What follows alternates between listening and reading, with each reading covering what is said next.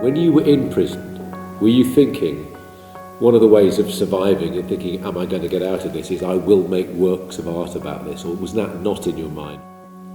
When I was in prison, I would never think I can come out. The situation was so severe, and they clearly told me I will be there for over 10 years. That time, being an artist or not artist, it doesn't sound very important. But what can make me satisfied is if I have speak my mind clearly before I get into this situation. The answer is yes. So I would have no regret if I have to stay that long for that reason. So when you're released from prison, after 2 years or so, S.A.C.R.E.D is made. How does that idea generate? Once I was released, the curiosity is not really about why you're there, but rather how they treat you.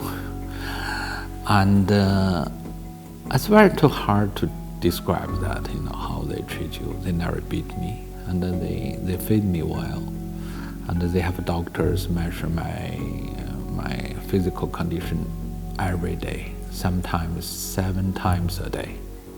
It's like you check into a scientific center, or you're being so heavily monitored, and you can see how much care they give to you.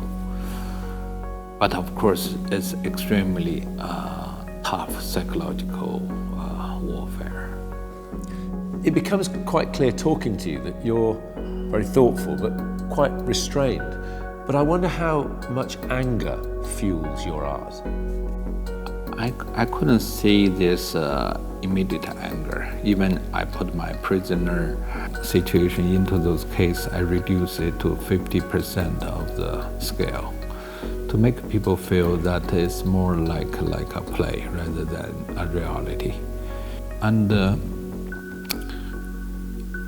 I think in art you have to transform your permanent feelings into something which has clear language and can be the story can be clearly told to another person.